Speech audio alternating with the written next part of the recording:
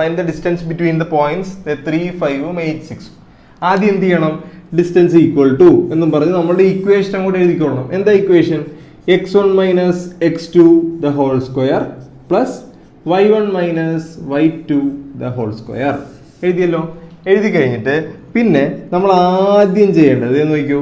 ആദ്യം ചെയ്യേണ്ടത് എന്താണ്? x1 minus x2. എക്സുകൾ തമ്മിൽ കുറയ്ക്കുക. ഇവിടുത്തെ x 3 ഇവിടുത്തെ x 8.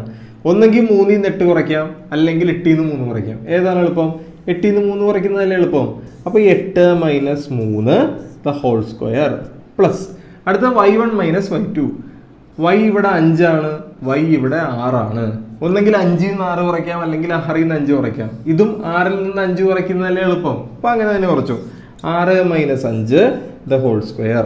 അപ്പം ആൻസർ എത്ര വരുവാ? ഈക്വൽ ടു 8 3 കുറയ്ക്കുമ്പോൾ എത്ര കിട്ടി?